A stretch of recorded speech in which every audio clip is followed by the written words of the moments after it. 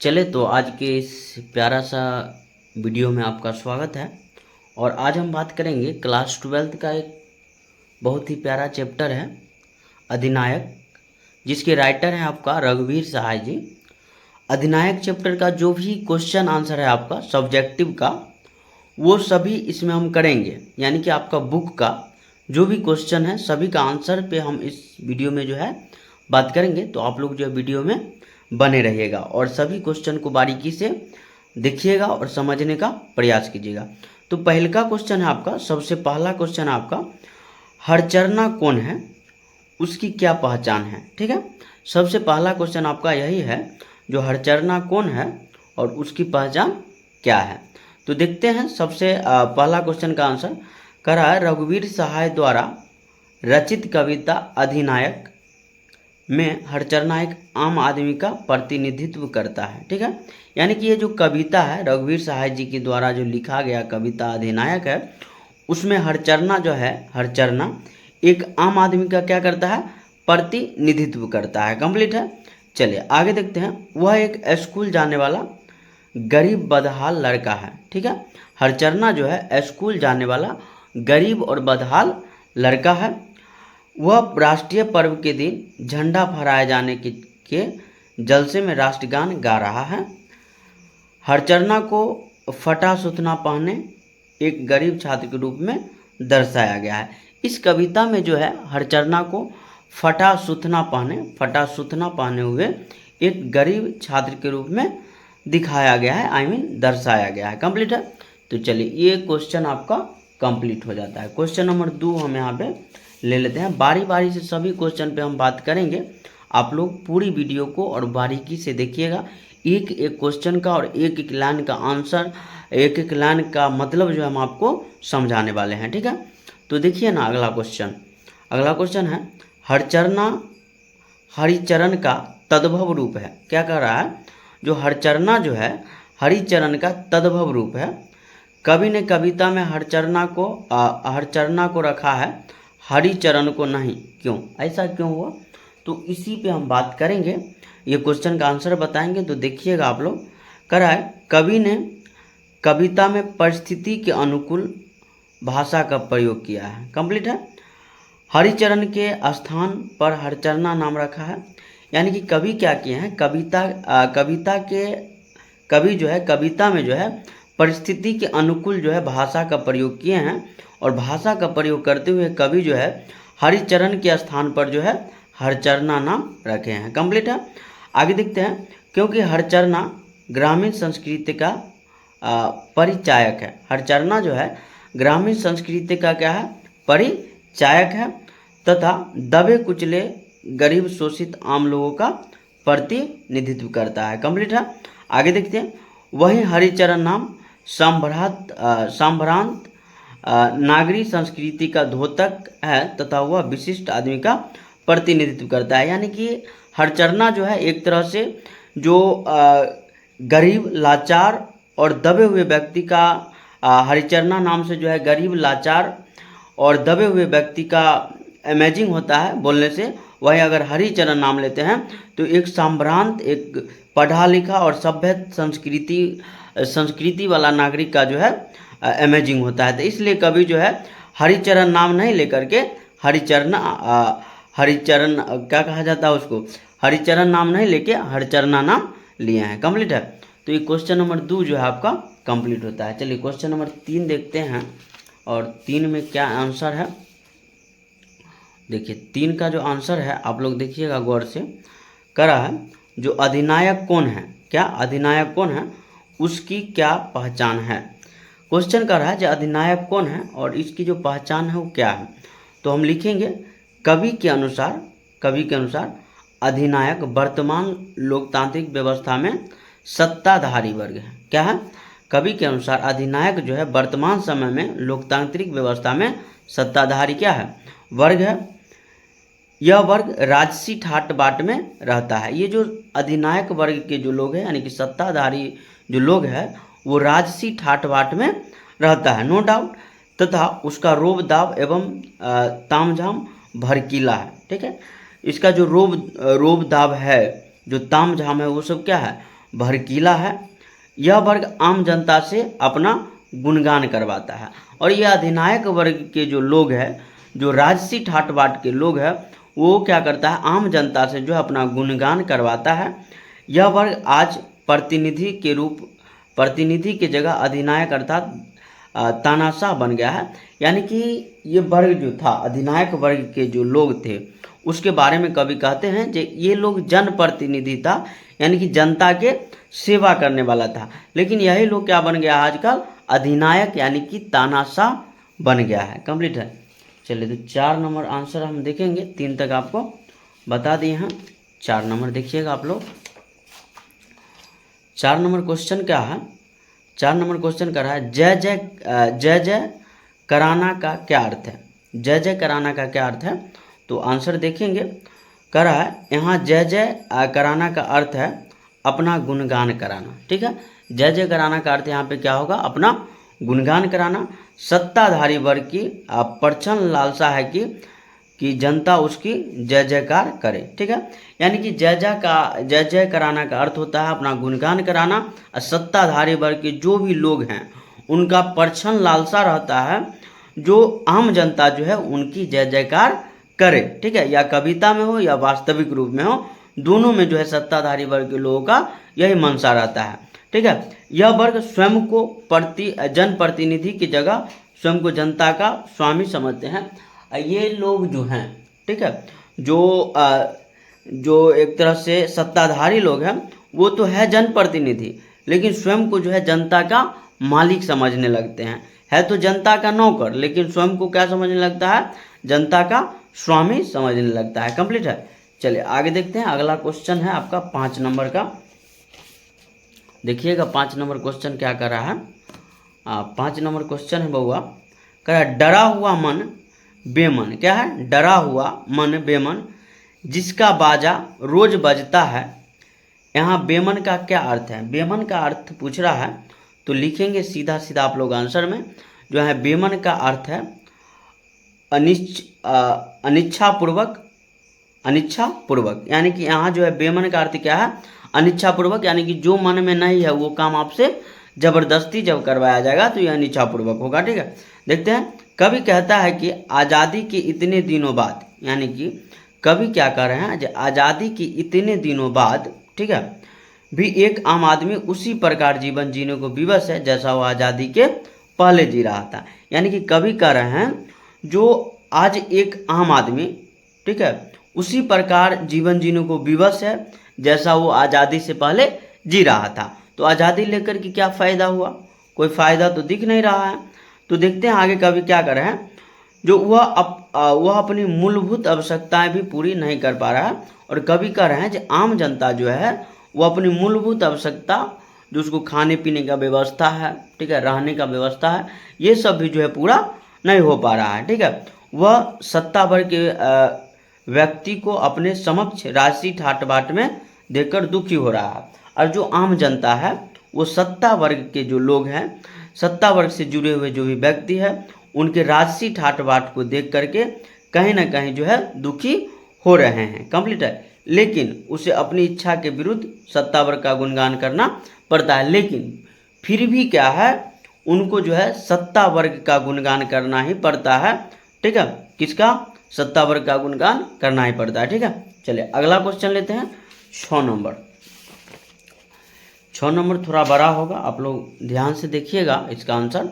करा हरचरना अधिनायक का गुण क्यों गाता है, उसके डर का क्या कारण है। ठीक है, क्वेश्चन सिंपल है आपका। जो हरचरना जो है अधिनायक का गुण क्यों गाता है और उसके डर का क्या कारण है, तो सिंपल भाषा में लिखेंगे आंसर हम। लिखेंगे इस कविता में दर्शाया गया है कि हरचरना एक गरीब विद्यार्थी है। ठीक है, इस कविता में दर्शाया गया है जो हरचरना क्या है, गरीब विद्यार्थी है। वह राष्ट्रीय गान गाता है। क्या करता है, राष्ट्रीय गाना गाता है, किंतु इसे इस राष्ट्रीय गान का प्रयोजन पता नहीं है। और उसको जो ये राष्ट्रीय गान का जो प्रयोजन है, कहाँ पे गाया जाता है, कैसे गाया जाता है, सब कोई विधि व्यवस्था इसको पता नहीं है। एक गरीब व्यक्ति राष्ट्रीय गान का मतलब क्या समझेगा, एक गरीब व्यक्ति है जो राष्ट्रीय गान का मतलब क्या समझेगा, देशभक्ति, आज़ादी आदि का अर्थ उसे समझ में नहीं आता। ठीक है, गरीब व्यक्ति है और आम बच्चा है एक तरह से, तो उसको जो है राष्ट्रगान का, देशभक्ति और आज़ादी इत्यादि का मतलब जो है उसको क्या समझ में आएगा। ठीक है, हरचरना के अनुसार अधिनायक वो व्यक्ति है जो गरीबों की कमाई पर आज तानाशाह बन बैठा है। ठीक है, हरचरना के माने तो हरचरना के अनुसार जो है गरीबी जो अधिनायक वो व्यक्ति है, ठीक है, अधिनायक वो व्यक्ति है जो क्या क्या है, गरीबों की कमाई पर जो है तानाशाह बन गया है। गरीबों की कमाई खा खा करके क्या शासक बना, शासक जिससे जो है एक तरह से तानाशाह शासक जो है बन बैठा है। आम जनता जो है उससे डरती है। आम जनता क्या कर रही है, उससे डर रही है तथा मुंह नहीं खोलती। आम जनता तानाशाह से इतना ज़्यादा डर गई है तो अपना मुंह तक खोलना भी अच्छा नहीं समझता। उसको डर है कि कहीं ना कहीं अगर हम कुछ बोल दिए इनके खिलाफ तो वो हमको जान से मार डालेगा। ठीक है, हरचरना के डर का भी यही कारण है कि आज वह उसके खिलाफ मुंह खोलेगा तो कल उसे दंड सहना पड़ेगा। और हरचरना का के साथ भी कुछ ऐसा ही हो रहा है, जो हरचरना को इस बात का डर है जो आज अगर हम तानाशाही के खिलाफ जो है मुंह खोल दे तो कल इसका दंड हमको जो है सहना पड़ेगा। कंप्लीट है। चलिए, तो ये क्वेश्चन नंबर 6 था। आप लोग बढ़िया से इसका स्क्रीनशॉट जो है ले लीजिएगा। चलिए आगे बढ़े, अगला क्वेश्चन नंबर 7 देखते हैं क्या कह रहा है। देखिए क्वेश्चन नंबर 7 कह रहा है जो बाजा बजाना का क्या अर्थ है। छोटा सा आंसर इसका लिखेंगे। बाजा बजाना का अर्थ होता है गुणगान करना। क्या करना, गुणगान करना, अर्थात किसी व्यक्ति के प्रशंसा में चाटुकारितापूर्ण बातें करना। यानी कि किसी व्यक्ति के प्रशंसा में जो है जब हम चाटुकारितापूर्ण बात करेंगे तो ये बाजा बजाना कहलाएगा। चलिए अगला क्वेश्चन है 8 नंबर। 8 नंबर का क्वेश्चन क्या है, कौन कौन कौन है वह जन गण मन अधिनायक महाबली। कवि यहाँ किसकी पहचान कराना चाहता है, तो आंसर देखेंगे। इस पंक्ति के माध्यम से कवि सत्ता वर्ग के अत्यंत बलशाली सत्ताधारी जनप्रतिनिधियों का पहचान कराना चाहते हैं। ठीक है, कवि साफ साफ कर रहे हैं कि इस पंक्ति के माध्यम से कवि जो है सत्ता वर्ग के अत्यंत बलशाली सत्ताधारी जनप्रतिनिधियों को पहचान कराना चाहते हैं। ठीक है, जो साधन संपन्न तथा ताकतवर है। ये सब क्या है, साधन संपन्न है और बहुत ही ज़्यादा ताकतवर है। आम आदमी का उसके सामने कोई अस्तित्व नहीं है। कभी आगे कह रहे हैं कि आम आदमी का जो उसके सामने कोई अस्तित्व नहीं है। वह स्वयं को क्या समझ बैठा है, अधिनायक, यानी कि तानाशाह मान बैठा है स्वयं को। चलिए, तो ये था क्वेश्चन नंबर 7 और क्वेश्चन नंबर 8 का आंसर। आगे बढ़े, अगला क्वेश्चन है 9 नंबर। चलिए, तो 9 नंबर जो है क्वेश्चन देखते हैं। करा कौन कौन में पुनरुक्ति है। कवि ने यह प्रयोग किस लिए किया, तो कौन कौन में पुनरुक्ति है देखते हैं। कवि बताना चाहते हैं कि वर्तमान लोकतांत्रिक व्यवस्था में सत्ता पर काबिज अधिनायकों एवं तानाशाहों की संख्या क्या है, बहुत अधिक है। सिंपल देखेंगे, यहाँ पे आप लोग पढ़िएगा। कवि क्या बताना चाह रहे हैं कि वर्तमान लोकतांत्रिक व्यवस्था में भी जो है सत्ता पर काबिज जो है अधिनायकों यानी कि तानाशाहों की संख्या में कमी नहीं आई है, बहुत अधिक है। क्या है, बहुत अधिक है। पूरा का पूरा तंत्र जो है आम आदमी के शोषण में क्या है, सम्मिलित है। कवि इन्हीं लोगों के पहचान के लिए कौन कौन का प्रयोग करता है, और कवि जो है इन्हीं लोगों के पहचान के लिए जो है कौन कौन शब्द का प्रयोग करते हैं। कंप्लीट है। चलिए आगे 10 नंबर देखते हैं। 10 नंबर का आंसर है आपका जो भारत के, ठीक है, भारत के राष्ट्रगीत जनगण मन अधिनायक जय है से इस कविता का क्या संबंध है, वर्णन करें। तो देखते हैं इसका आंसर। सबसे पहले लिखेंगे जो विद्वान कवि रघुवीर सहाय द्वारा रचित अधिनायक शीर्षक कविता एक व्यंग्यात्मक कविता है। कंप्लीट है, इतना बात आप लोग ध्यान रखेंगे। क्या लिखेंगे, जो विद्वान कवि रघुवीर सहाय द्वारा रचित अधिनायक शीर्षक कविता एक व्यंग्यात्मक कविता है। उसके बाद देखते हैं इस कविता में कवि ने सत्ता पक्ष के जनप्रतिनिधियों को आधुनिक भारत के अधिनायक अर्थात तानाशाह के रूप में क्या किया है, चित्रित किया है। यानी कि इस कविता में कवि जो है सत्ता पक्ष के जो जनप्रतिनिधि है उनको जो है आधुनिक भारत के अधिनायक बतला दिए कि ये आधुनिक भारत के क्या है, अधिनायक है अर्थात तानाशाह है। ठीक है, आगे देखिए क्या कर रहा है। आज राष्ट्रगान के समय इन्हीं सत्ताधारियों का गुणगान किया जाता है। और लेखक कह रहे हैं कि अभी जो भी राष्ट्रीय पर्व होता है, राष्ट्रगान होता है, उसमें इन्हीं का क्या किया जाता है, गुणगान किया जाता है, इन्हीं के बारे में गाया जाता है।